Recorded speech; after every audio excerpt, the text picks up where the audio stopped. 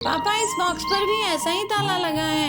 बेटा अब मैं तुम्हें बताता हूँ कि इसके अंदर क्या है बच्चों। इसके अंदर मेरे बचपन का खजाना है। क्या कहा पापा, इसके अंदर आपका खजाना है? क्या सच में? अगर ऐसी बात है तो फिर ठीक है। एक दिन मोना शेरनी, जो कि चिंटू और ननकी की मम्मी है, वह काम कर रही थी तो चिंटू वहाँ जाता है। मम्मी मम्मी, वो जो ऊपर जो कमरा है उसमें क्या रखा हुआ है? जब देखो वह कमरा बंद ही रहता है। चलो ना उसे खोल कर देखते हैं आखिर क्या है उस कमरे में। नहीं चिंटू, जाकर अपनी पढ़ाई करो। चलो, ऐसे काम में तुम्हारा बहुत दिमाग चलता है। मैंने मना किया ना तुम्हें, जिस काम के लिए मना किया जाए वह मत किया करो, लेकिन तुम फिर भी नहीं समझते हो। चलो अब जाओ यहाँ से, मुझे काम करने दो। चलो। जब भी मैं आपसे उस कमरे के बारे में पूछता हूँ तो आप मुझे ऐसे ही पढ़ाई के नाम पर भगा देते हो। मुझे बता क्यों नहीं देते कि आखिर उसमें क्या रखा हुआ है? चिंटू बंदर अपनी मम्मी से बोल ही रहा था कि तभी वहाँ ननकी लोमड़ी भी आ जाती है। मम्मी, इस डब्बे को खोलो ना, इस पर ताला लगा हुआ है। इसे खोलकर दिखाओ मुझे, इसके अंदर क्या रखा हुआ है। वह कम था क्या जो दूसरी तू आ गई? मैंने तुमसे कितनी बार मना किया है कि ये सब पापा का सामान है, इसे हाथ मत लगाया करो। ये सब पापा के जरूरी हो सकता है, इसलिए अब तुम इन्हें रखो और जाओ अपनी पढ़ाई पर ध्यान दो। मम्मा प्लीज मुझे बताओ ना, इसके अंदर क्या रखा हुआ है। इसे खोलकर तो देखो ना, इसके बाद हम इसको हाथ नहीं लगाएंगे। बोला ना बच्चों, नहीं का मतलब नहीं। चलो जाओ, अब मुझे काम करना है और फिर बाजार भी जाना है। तुम खुद अपने पापा से ही पूछ लेना। चलो अब मुझे काम करने दो। थोड़ी देर में मम्मी बाजार के लिए चली जाती है और चिंटू बंदर और ननकी लोमड़ी मौका पाते ही उस डब्बे को फिर से खोलने में लग जाते हैं, मगर ताला लगा होने की वजह से वह उनसे खुलने वाला नहीं था। वह मायूस होकर अपने पापा रॉकी भालू के पास जाते हैं। पापा, आपने इसके अंदर ऐसा क्या रखा हुआ है जो मम्मी इसे हमें कभी नहीं छूने देती? आप इसे खोलिए ना।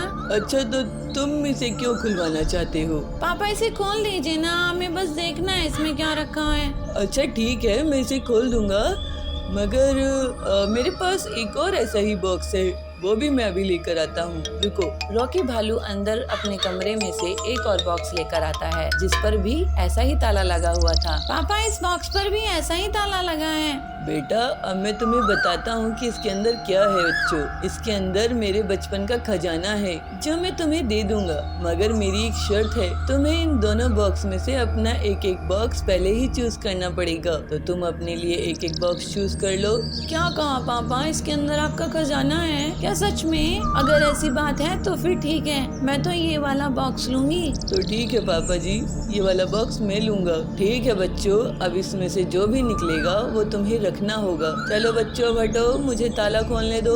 रॉकी सबसे पहले चिंटू वाला बॉक्स खोलता है तो उसके अंदर बहुत सारी किताबें होती हैं, जिसे देखकर चिंटू बहुत उदास हो जाता है। फिर रॉकी ननकी वाला बॉक्स खोलता है तो उसके अंदर उसे बहुत सारे खिलौने मिलते हैं, जिसे देख चिंटू और उदास हो जाता है। तब ननकी अपने भाई को देखकर उससे कहती है, भाई क्या हुआ, आप उदास क्यों हो रहे हो? आप तो मेरे भाई हो, और जो मेरा है वो आपका भी तो है ना, और जो आपका है वो मेरा है, तो ये खिलौने भी तो आपके हुए ना। चिंटू ये सुनकर बहुत खुश होता है। भैया अब साथ में इन किताबों को हम पढ़ेंगे और इन खिलौने से भी खेलेंगे। हाँ ननकी, हम पापा के खजाने से बहुत मस्ती करेंगे। तुम तो सच में बहुत समझदार हो मेरे बच्चों। मैं यही तो देखना चाहता था कि तुम दोनों अपने अपने खजाने के साथ क्या करोगे, मगर तुमने उन्हें साथ में खेलने के बारे में सोचा। मुझे बहुत अच्छा लगा। अब तुम मेरे खजाने का फायदा उठाओ और जाओ अपने दोस्तों के साथ खेलो और मस्ती करो। दोनों खिलौने लेकर अपने दोस्तों के साथ मस्ती करने के लिए बाहर चले जाते हैं।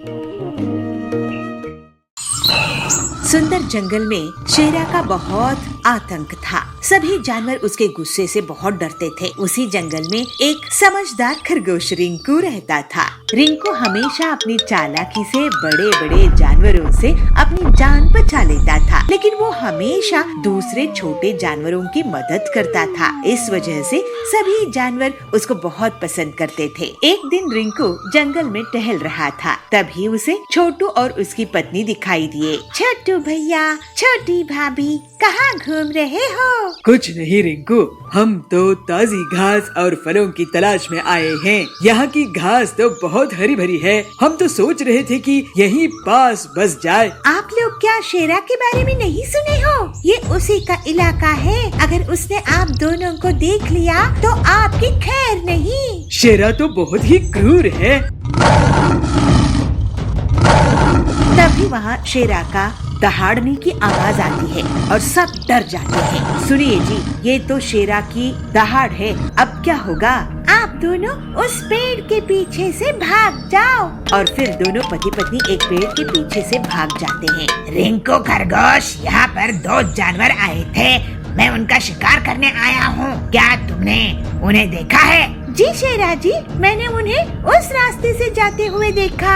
रिंकू शेरा को दूसरी तरफ इशारा करके भेज देता है। छोटू और छोटी रिंकू के पास आते हैं। तुम्हारा शुक्रिया रिंकू भैया। अब आप दोनों यहाँ पर घास खाकर जल्दी से चले जाओ। इसके बाद दोनों पति पत्नी घास खाकर वहाँ से चले जाते हैं। दूसरे दिन वही दोनों उस घास के मैदान के पास एक तालाब में रिंकू को मिल जाते हैं। छोटू भैया, छोटी भाभी, आप दोनों के जाने के बाद शेरा फिर से आया था और मुझे धमका कर गया है कि अगर अगली बार उसको उसके शिकार का सही पता नहीं मिला तो वो मुझे ही खा जाएगा।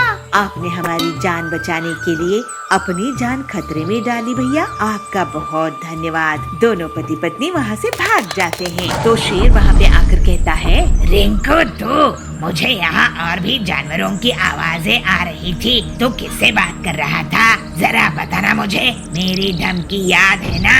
अगर तू मुझे सच नहीं बताएगा तो आज तो मैं तुझे ही खा जाऊंगा। रिंकू बहुत डर जाता है। वो सोचने लगता है, शेरा बहुत ताकतवर है और इससे हर बार झूठ बोलने का एक ही मतलब है कि इसकी दावत बन जाना।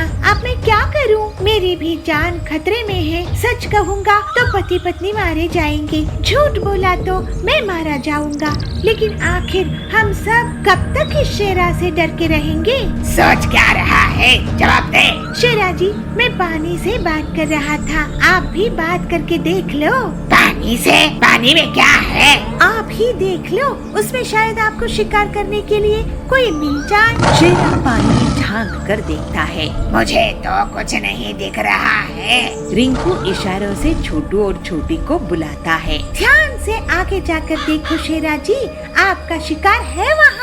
शेरा जैसे ही थोड़ा और आगे बढ़ता है तभी उसे पीछे से रिंकू और छोटू छोटी धक्का दे देते हैं और उसको तालाब में गिरा देते हैं। मुझे बचाओ, मुझे तैरना नहीं आता है, मुझे बचाओ। शेरा डर के कारण चिल्लाने लगता है। उसकी आवाज सुनकर बहुत से जानवर आते हैं। शेरा, तुम सबको डराते हो, अपनी ताकत का तुम्हें बहुत घमंड है।